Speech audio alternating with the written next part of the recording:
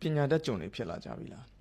းအဲ့တော့ကျွန်တော်တို့ဒီငယ်လေးကနေအစာတွေတင်ကြတယ်နော်ကျွန်တော်ပညာတွေတက်မယ်ဘွဲတွေရမယ်ဆရာကြီးတွေဖြစ်သွားကြမယ်ပေါ့ဗျာဒီလိုနဲ့ကျွန်တော်ဝင်ငွေကောင်းမယ်မီလီယံနာဘီလီယံနာဖြစ်သွားမယ် no ဘွားရဲ့နော်ဖြတ်တန်းပေါ်ဒီပုံစံမဟုတ်ဘူးနော်ကျွန်တော်ပညာတွေတင်တယ်ပညာတွေတက်လာတယ်ဘွဲတစ်ခုရတယ်ကိုနော်လာစာလေးနည်းနည်းပေးပြီးတော့မှခိုင်းမဲ့အလုပ်ငန်းခွင်အောက်ကိုဝင်ရတယ်နော်အဲ့တော့ကိုကတနည်းအားဖြင့်စဉ်းစားရရင်ဒီအသက်ရှင်မှုအတွက်ကျွန်တော်တို့ဗျာသူများအလုပ်ကိုလုပ်ပေးနေရတယ်သူများအလုပ်ကိုလုပ်ပေးနေရဆိုထားလိုက်အောင်ကျွန်တော်တို့ဘဝတစ်လျှောက်လုံးစာတွေတင်လာတယ်နောက်ဆုံးကျွန်တော်တို့မိသားစု background မှာချမ်းသာတဲ့စီးပွားရေးလုပ်ငန်းရှင်မဟုတ်လို့ရှိရင်ကျွန်တော်တို့ကဘာဖြစ်သွားလဲပတ်စံရဖို့လုပ်တဲ့ကျွန်သဘောပဲဖြစ်သွားတာပဲဒါကြီးကိုကျွန်တော်ဘလို့စဉ်းစားပေါ့နော်ဒါကြီးကလက်မခံခြင်းလဲလက်ခံရမယ်အရာကြီးဖြစ်နေရပေါ့နော်အဲ့တော့ကျွန်တော်ပြောချင်တာကဘဝမှာပတ်စံနေရှိနေပြီစောင်းနေဖူလုံးနေပြီပညာတွေမတက်လို့ရမလားဆိုတော့မရပြန်ဘူးဗျနောက်ပညာတတ်တဲ့လူနဲ့မတက်တဲ့လူရဲ့တွေးခေါ်ပုံကလည်းကွာပါတယ်နော်အဲ့တော့ပညာဒီလဲထိုက်မြောက်တက်ရမယ်ပြောချင်တာကွာတထိသားသမီးတွေကျောင်းလာတက်တယ်ဆိုတာကသူတို့စီမှာလုပ်ငန်းလုပ်ဆရာရှိပြီးသားဒီတွေးခေါ်တတ်တဲ့ခေါင်းထဲကိုအုံနောက်တွေပိုတိုးတက်လာအောင်သွားစာသွားတင်ခိုင်းတာအချိန်တိုင်းသူတို့မှာဦးစီးရမယ့်လုပ်ငန်းတွေရှိတယ်ကျွန်တော်တို့တာမန်လူတန်းစားတွေကြတော့မတူတော့ဘူးကျွန်တော်တို့မှာ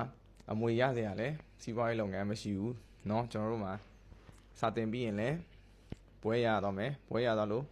မာစတာတွေ PhD တွေတက်မယ်ကွာဆရာကြီးတွေဖြစ်သွားမယ်ကိုယ်ပိုင်လုပ်ငန်းလုပ်နိုင်တဲ့အခြေအနေမရှိသေးရင်သူများလက်အောက်ကုမ္ပဏီခုမှဟိုကိုကဘယ်လိုပြောမလဲပညာရှင်လည်းပဲအနေနဲ့တခုခုဝင်လုပ်တာပဲဖြစ်ဖြစ်ဒီလိုပဲရှိမယ်အဲ့တော့ကျွန်တော်တို့ဘာနဲ့တူလဲဆိုတော့ရှေးခေတ်ကဟိုလဲရဆိုင်ပြိုးကြီးမှာလုပ်နေတဲ့ခိုင်းနဲ့ကြုံနေလိုမျိုးဖြစ်နေတယ်လို့ဖြစ်နေပြီအဲ့တော့အချို့တွေကြတော့ခုနောက်ပိုင်းမှာနိုင်ငံခြားလူတွေပေါ့နော်အေဂျင့်နဲ့ပေါ့ပဲရွေးချယ်ကြတယ်ကျွန်တော်တို့ကပတ်စံရှိဖို့မလိုဘူးလားလိုပါတယ်ကျမ်းမာရေးတွေစောင့်ရှောက်ဖို့အတွက်ငွေတွေမလိုဘူးလားလိုပါတယ်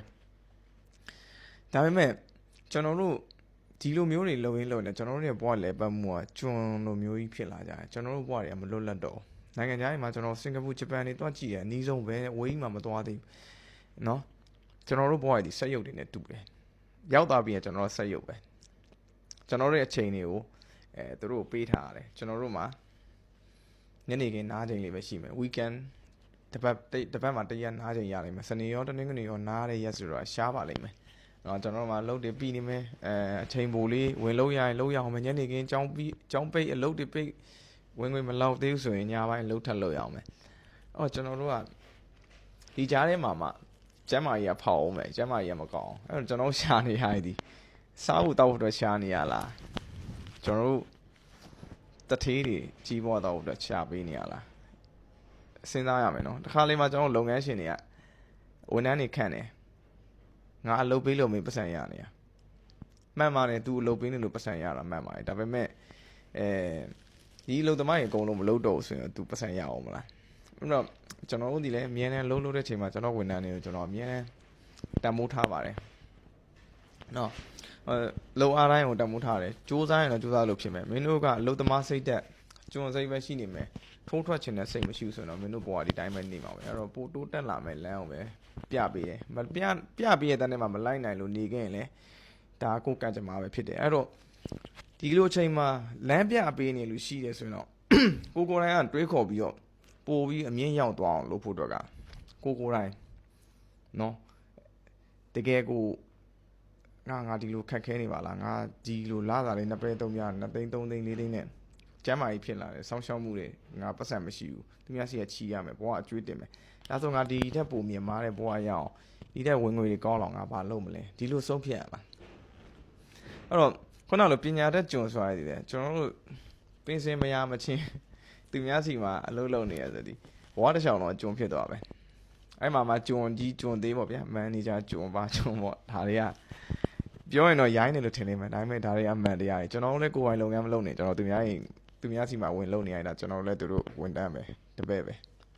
ဝန်တန်းနေမလို့လားတပည့်မလို့လားလိုပါတယ်နော်ကျွန်တော်အခုထားပါတော့ဗျာကျွန်တော် Elon Musk ဆိုပါလို့ကြည့်သူတို့လုပ်ငန်းမှာဝင်လုပ်နေလူတွေဒါကျွန်တော်ခေါ်နိုင်မလားဆိုတော့သူတို့ကြတော့မတူတော့ဗျာသူတို့ပညာရှင် level တွေနဲ့ပေါင်းဆက်ထားပြီးသူတို့ SpaceX တို့ဟိုTesla တို့ပေါ့ဗျာနော်အဲ့တော့သူတို့တွေဒါတွေတီထောင်ထားတယ်အဲ့တော့ ခု trillionaire ဖြစ်သွားပြီ trillionaire ဖြစ်သွားဆိုတော့မှ तू trillionaire ဖြစ်တဲ့အလျောက် तू ဝန်ထမ်းနေတယ် millionaire ဖြစ်လာဒါဒီကျွန်တော်တို့အဲ့လိုပြောမလဲခေါင်းဆောင်မှုကောင်းခြင်းရဲ့ရလက်ပေါ့တကယ်လို့သူတို့ဘဝတစ်ခုမှာအလွယ်လွယ်ချော်ချော်ဖြစ်သွားလို့လည်းပြန်ပြုတ်ကျသွားနိုင်တာပဲဒါမကြောက်ဘူးလို့ပြောလို့မရဘူးလူလောကဆိုတာလေအဲ့တော့ပြောချင်တာကခေါင်းဆောင်ကောင်းအောက်မှာလို့ပါကျွန်ဖြစ်ရခြင်းတူရင်တော့မှလူလိုသူလိုဆက်ဆံပြီးကိုယ့်ရဲ့ရည်ချင်းကိုတန်ဖိုးထားတဲ့လူစီမှာပဲလုပ်ပါကိုလည်းဘာရည်ချင်းမှမရှိပဲငါ့ကိုတန်ဖိုးမထားအောင်ငါအဲ့လိုလည်းမလုပ်ပါနဲ့ကိုတိုင်းကလည်းနော်ပညာရေးပြေးသွားပြီးတော့ light တီးနေတက်ဖို့လည်းလိုပါသေးတယ်အဲ့တော့ကျွန်တော်တို့ဘဝမှာကျွန်တော်လောက်ကြမလားတစ်ထိပ်လောက်ကြမလားဒါတော့ကိုယ်တိုင်ဆုံးဖြတ်မှာဖြစ်ပါတယ်အားလုံးကျေးဇူးတင်ပါတယ်ကျွန်တော်ဒေါက်တာပါ